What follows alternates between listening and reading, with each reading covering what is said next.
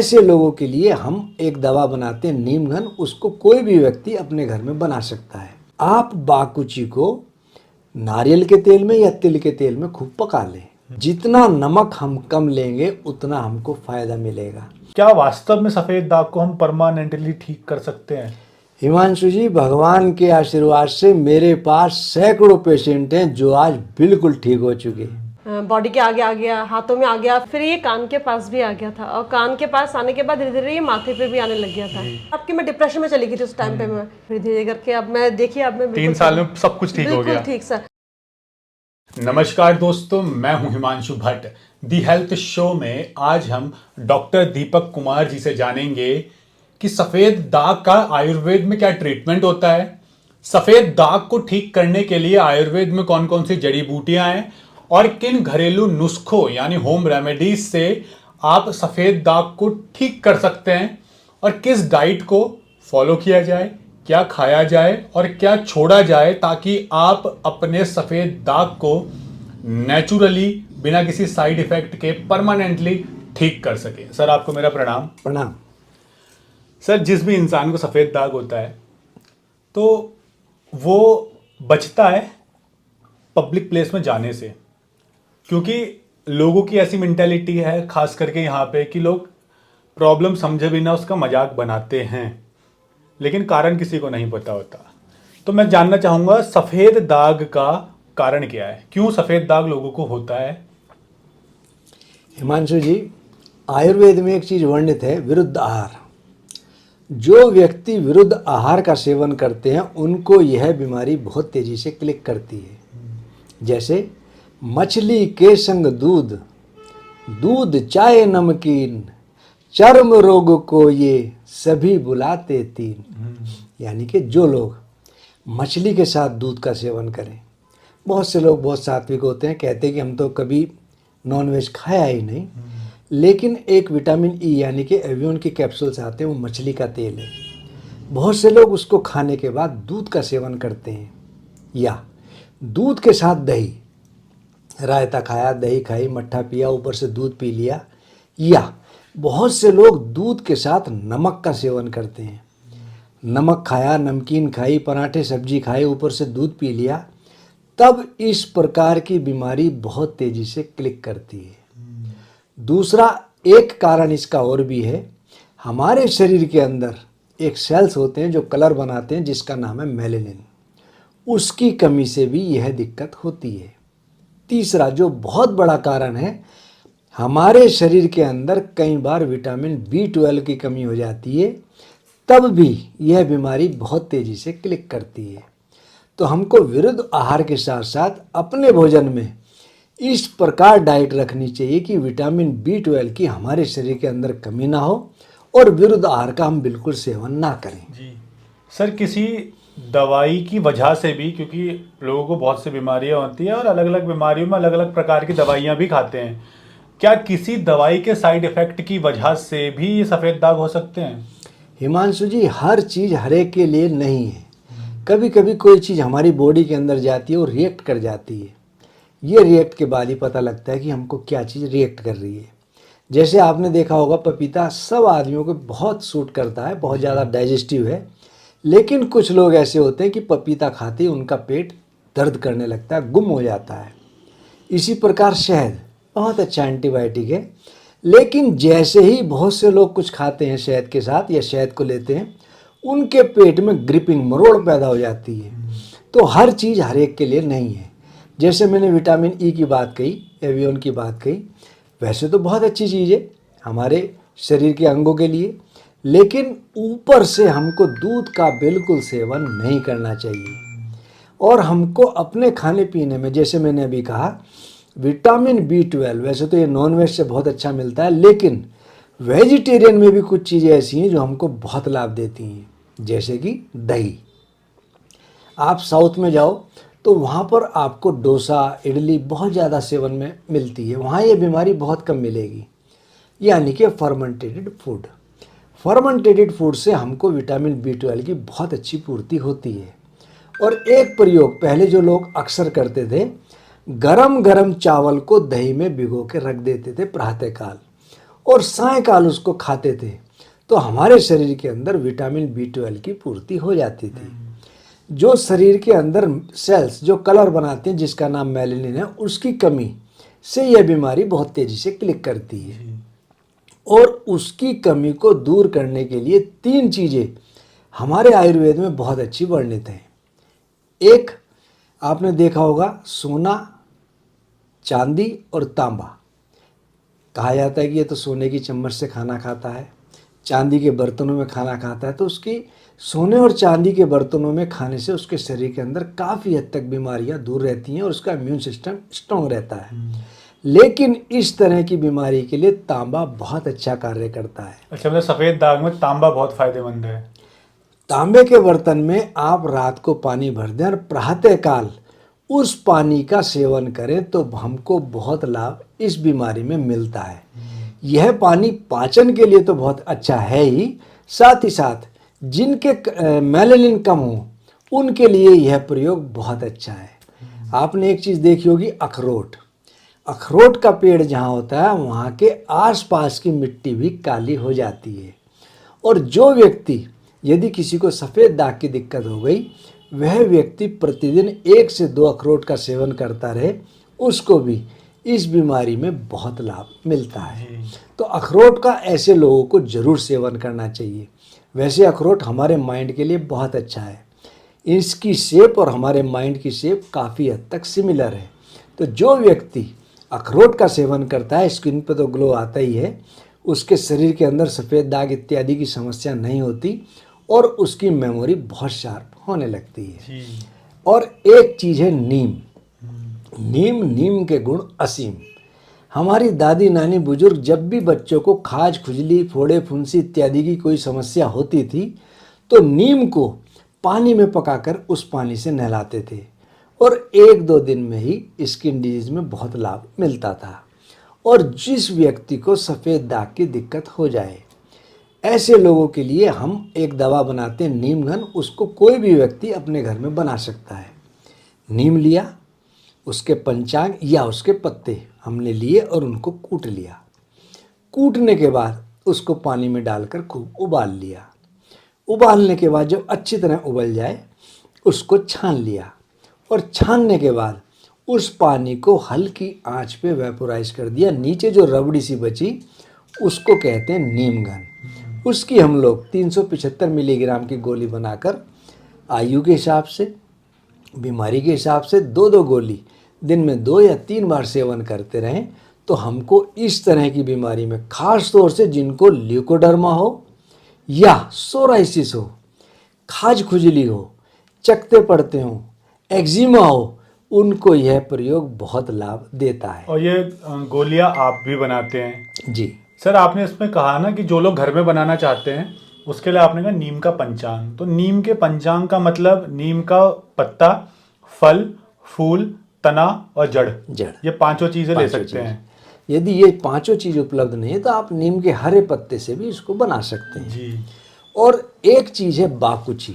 बाकुची, जी, इसको बाकुची भी कहते हैं, बावची भी कहते हैं। इसका आयुर्वेद में बहुत वर्णन है और बाकुची को बहुत से लोग वैसे ही सेवन करते हैं। तो अशुद्ध बाकुची हमको सेवन नहीं करनी। अशुद्ध बाकुची सेवन करने से अक्सर हमारे शरीर में खाज खुजली हो जाती है। सफ़ेद दाग की यह बहुत अच्छी दवा है। इसके शोधन में कुछ नहीं है, आप इसको घर पे भी कर सकते हैं। आप बाकुची लो, उसको गोमूत्र में भिगो दो, अगले दिन उस गोमूत्र को निकाल दो और दूसरा गोमूत्र उसमें डाल दो। तीसरे दिन उस गोमूत्र को निकाल करके फिर ताज़ा गोमूत्र डाल दो। गोमूत्र ताजी बछिया का हो और जिसको कोई बीमारी ना हो। अच्छा, बछिया का हो और ताज़ा हो। हाँ। तो सर, इसमें एक चीज़ आप आगे बताने से पहले ये भी क्लियर कीजिए कि कितनी बाकुची और कितना गौमूत्र? बाकुची हमारी जितनी भी हमको चाहिए 100, 200, 500 ग्राम ले लें और गोमूत्र उसमें इतना डाल लें कि वो अच्छी तरह भीग जाए। तो उसको हम चेंज करते रहें 3 दिन तक। चौथे दिन उसको धोकर सुखा लें। ये हमारी बाकुची शुद्ध हो गई। बहुत से लोग गोमूत्र का प्रयोग नहीं करते, उनको अच्छा नहीं लगता, तो ऐसे लोग उसको पानी में भिगो लें और पानी को लगातार 5 दिन तक बदलते रहें और उसको सुखा करके उसका चूर्ण कर लें। बाकुची की मात्रा 250 मिलीग्राम से लेकर के 5 ग्राम तक है। हम अपनी आयु के हिसाब से, बल के हिसाब से और बीमारी के हिसाब से लगभग आधी से 1 ग्राम लेते रहें तो हमारे शरीर के अनुकूल पड़ जाती है, कोई दिक्कत नहीं आती। और इसको हम खाते रहें तो हमको इस बीमारी से निश्चित रूप से निजात मिलने के बहुत अच्छे चांस बनते हैं।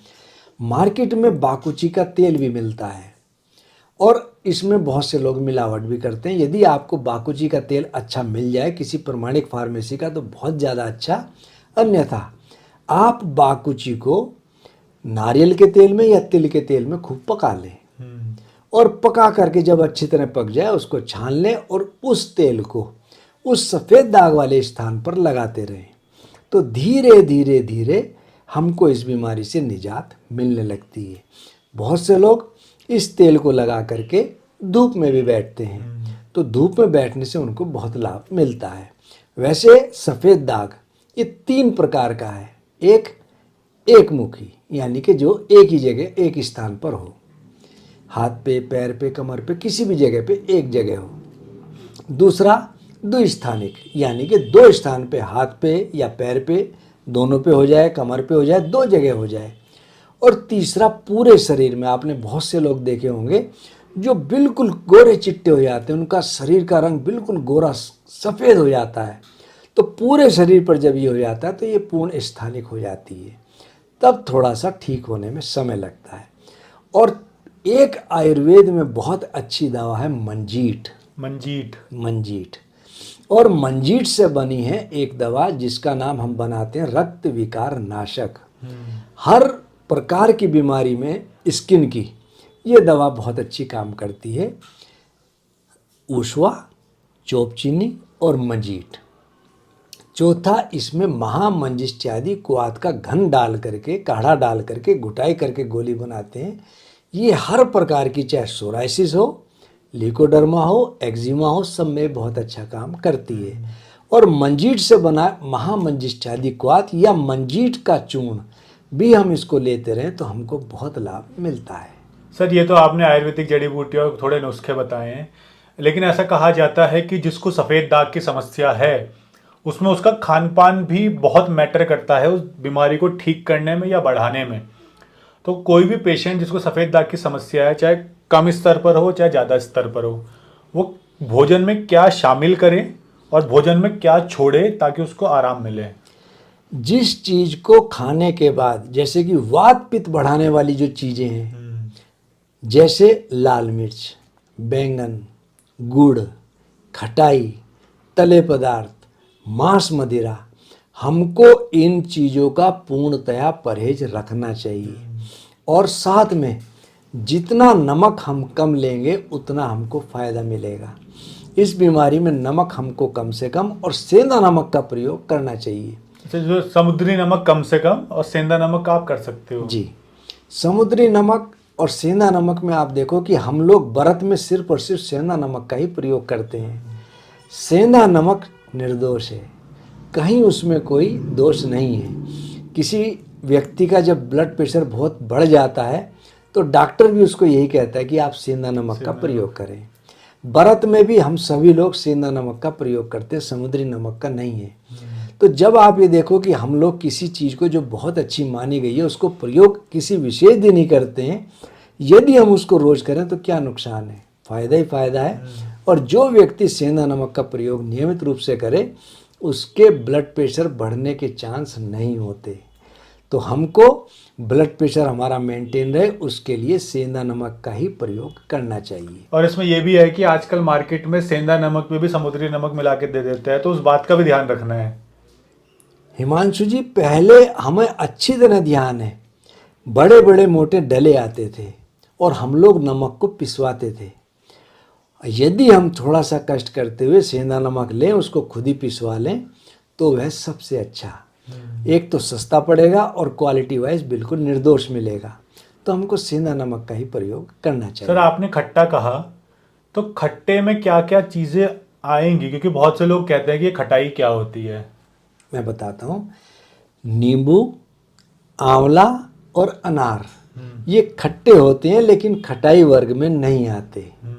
जिस व्यक्ति को इस प्रकार की दिक्कत है, नींबू उसको फायदा देगा, अनार उसको फायदा देगा, तो वह इसको खा सकता है। खटाई में जैसे कि अचार, राई, सॉस, सिरका, इस प्रकार की जो चीज़ें हैं, या गोलगप्पे, चाट इत्यादि का पानी हो गया, तो इन प्रकार की चीज, अमचूर, हमको इन चीज़ों से बचना है। और खट्टा आम, कच्चा आम भी नुकसान देगा सर? कच्चा आम भी थोड़ा नुकसान क्योंकि अमचूर देगा। आपने कहा है, तो जी। अमचूर कई बार आम का भी बनाया जाता जी। है। ये तो आपने बताया कि चलिए ये चीज़ आपको छोड़नी है। क्या सफ़ेद दाग में बहुत लोग कहते हैं कि दूध नहीं पीना चाहिए, दूध के प्रोडक्ट नहीं खाने चाहिए, तो कितना सच है कि सफ़ेद दाग में दूध नुकसान देता है? यदि हम दूध के अंदर हल्दी डाल करके लेते रहें तो हमको फायदा देगा। दूसरा, दूध दही अगर लेनी है तो ताजी हो, खट्टी ना हो। और यदि हम दूध जमाते हुए, दूध उबालते हुए कुछ पंखड़ी, 2-1 पंखड़ी उसमें केसर की डाल दें और उसके बाद उसकी दही जमा के लें तो हमको ये नुकसान नहीं करती। दही बिल्कुल ताज़ी होनी चाहिए, खट्टी बिल्कुल नहीं होनी चाहिए। मैं आपको छोटा सा एक प्रयोग बताता हूँ, और यह प्रयोग मैंने कई लोगों को पहले भी बताया। एक मेरे पास गोरखा व्यक्ति आता था, उसने मुझे आकर के एक बात कही, उसका शरीर पूरा चिट्टा हो गया था।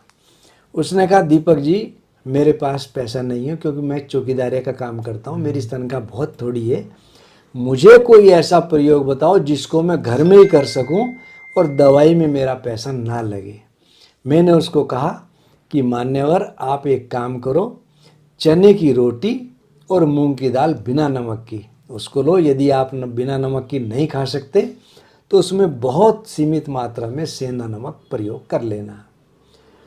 बात आई गई, दफ़ा हो गई, मेरे दिमाग से उतर गई। लगभग 6-7 महीने बाद वो मेरे पास आया और आकर के उसने मेरे पैर छुए। मैं एकदम सपका गया। मैंने उसको मना किया क्योंकि वो मेरे से बड़ा था। मैंने कहा, जी आप ये क्या कर रहे हो? कहने लगे, जी आपने मुझे पहचाना या नहीं पहचाना? मैं नहीं पहचान पाया।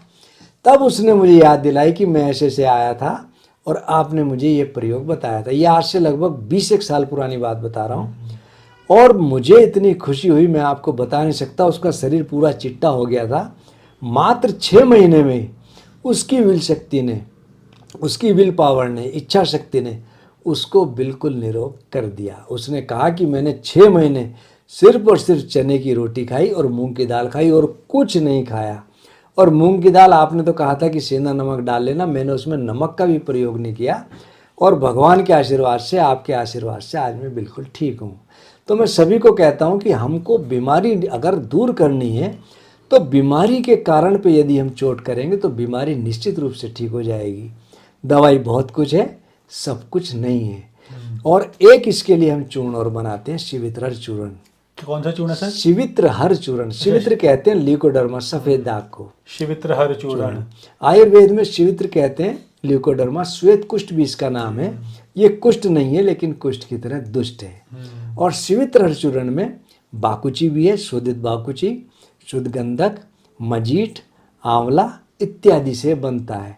और भगवान के आशीर्वाद से इसके और इसके साथ नीम घन और रक्त विकार के मैं अपने पेशेंट को प्रयोग कराता हूँ।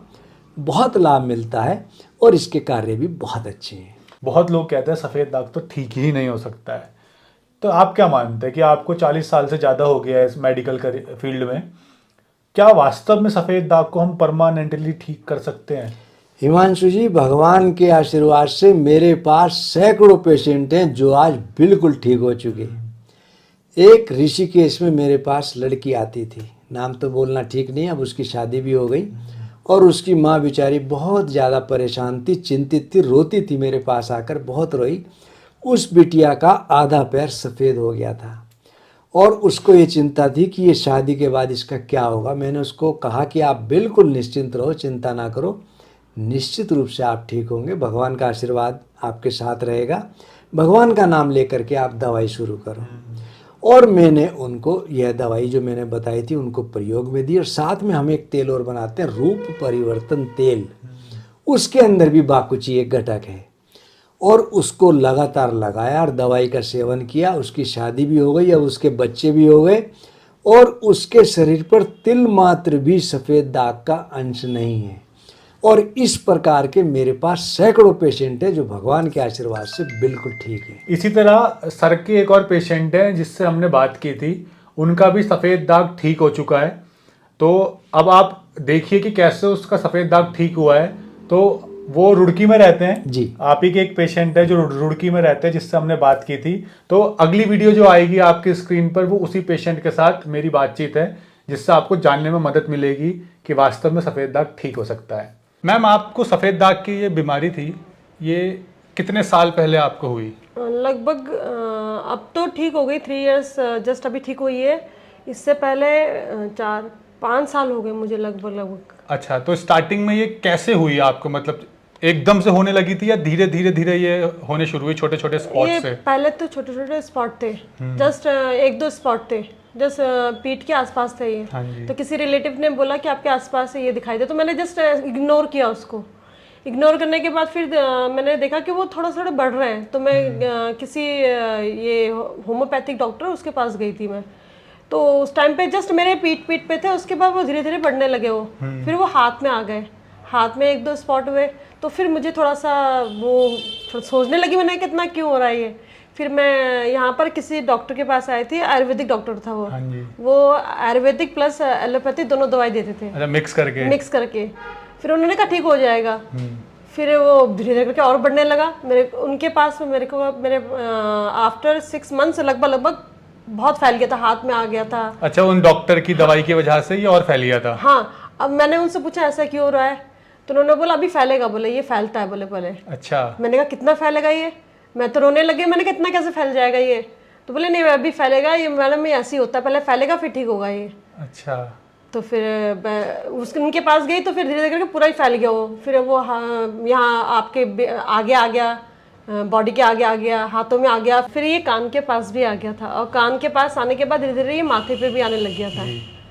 तो उसके बाद फिर ये मुझे दिल्ली ले गए हस्बैंड मेरे। हाँ जी।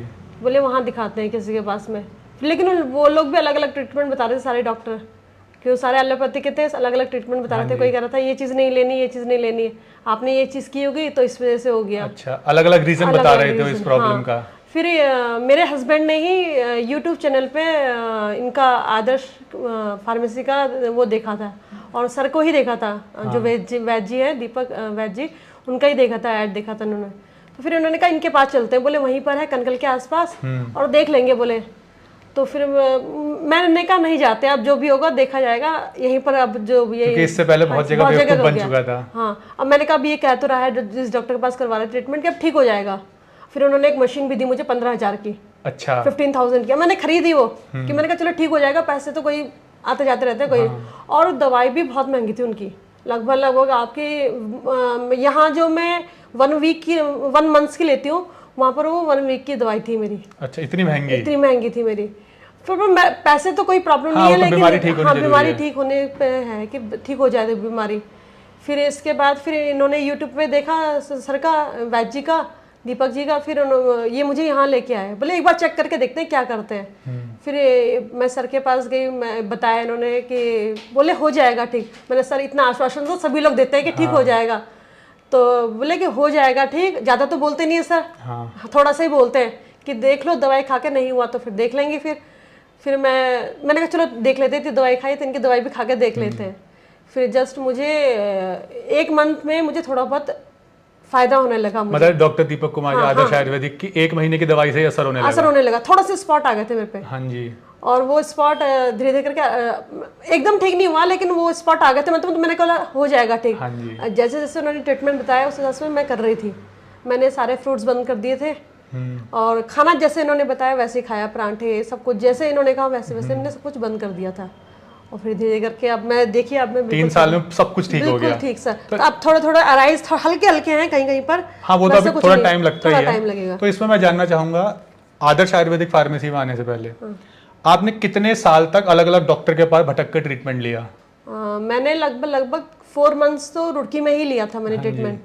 4 मंथ्स के बाद मैंने यहाँ पर मेरा 1.5 years यही किसी और डॉक्टर के पास थी, मैं आयुर्वेदिक वाले। हाँ, हरिद्वार में बहुत माने हुए डॉक्टर है, नाम मैंने लेना नहीं वो मैं समझ गया हूँ। तो उनके पास लिया था ट्रीटमेंट। तो उसके बाद तब यहाँ आके मेरा ठीक हो गया था। अच्छा, मतलब हरिद्वार में भी जो डॉक्टर थे इससे पहले उनके पास भी ठीक नहीं हुआ, तो लगभग 1 साल आप अलग अलग डॉक्टर से भटके, बीच में दिल्ली भी गए थे आप? 1 साल से ज़्यादा, लगभग आप 1.5 years लगा लीजिए। 1.5 साल। 1.5 साल। और इस 1.5 साल में आपकी बीमारी डॉक्टर्स के पास जाके ठीक नहीं हुई बल्कि और बढ़ गई? खर्चा सर। कितना आया था उस दौरान? लगभग सर बहुत आ गया था। क्योंकि 15,000 की तो एक डॉक्टर ने आपको मशीन ही दे दी थी। मशीन नहीं थी, वो मशीन रखी हुई है सर, एज इट इज रखी हुई है। अच्छा, मेरे कोई पास। यूज नहीं था कोई उसका? यूज नहीं है, वो यूवी रेडिएशन की मशीन थी। अच्छा। और उसमें लिखा हुआ है कि 5 यूवी आपको वो करे, और मैंने लगाई भी वो मशीन। उससे पहले सेकंड हैंड थी, फिर मैंने ओरिजिनल, मैंने कहा क्या पता सर ना हो रहा, तो मैं ओरिजिनल ले लेती उसकी। तो उससे भी मेरा जो स्पॉट थे जहाँ पर, वहाँ पर रेडिश से हो गए थे, रात भर नींद नहीं आती, रिएक्शन होना शुरू हो गया। और इतनी डिप्रेशन में चली गई थी मैं अपने आप। अपना जैसे मैं दवाई लगा रही तो मतलब बैठे बैठे सो जाती थी मैं। हाँ। कोई वो नहीं, फिर दरवाजा खटखटा रहा है कि उठो तुम, कि कहाँ हो। अच्छा, मतलब जो दवाई वो डॉक्टर्स दे रहे थे पहले, उसका साइड इफेक्ट भी आपकी बॉडी में होना शुरू हो गया था? मे भी उनका साइड इफेक्ट कह सकते हैं, या ऐसे कह सकते हैं आप कि मैं डिप्रेशन में चली गई थी उस टाइम पे। मैं दवाई इतना देख करके, दवाई खा करके बहुत सर उस टाइम पे तो बहुत चली तो गई। यहाँ दीपक कुमार जी की दवाई से आपका बिल्कुल ठीक हो गया। हाँ। तो सर आपका बहुत बहुत धन्यवाद कि आपने हमें सफेद दाग के बारे में बताया। तो उम्मीद करता हूं सर ने जितनी भी जानकारी दी है सफेद दाग को ठीक करने के बारे में, उससे आपको अपने सफेद दाग को ठीक करने में मदद मिलेगी। और उम्मीद करता हूं आपको मोटिवेशन भी मिला होगा सफेद दाग को ठीक करने के लिए एक पेशेंट के रिव्यू को सुनने के बाद। अगर आपकी कोई भी बीमारी है, उस बीमारी का आप आयुर्वेदिक उपचार चाहते हैं तो मुझे कमेंट सेक्शन में बता सकते हैं। मैं कोशिश करूंगा सर के माध्यम से या अलग अलग डॉक्टर्स के माध्यम से आपकी बीमारियों का आयुर्वेदिक उपचार आप तक पहुंचाया जाए। घरेलू नुस्खे, आयुर्वेदिक जड़ी बूटियां आपको बताई जाए ताकि आप इलनेस से वेलनेस की तरफ बढ़ सके। और अगर आप सर से कांटेक्ट करना चाहते हैं तो सर की फार्मेसी की डिटेल्स नीचे डिस्क्रिप्शन और पिन कमेंट में आपको मिल जाएगी, जहां से आप सर से भी कांटेक्ट कर सकते हैं। धन्यवाद। धन्यवाद सर। प्रणाम भगवान।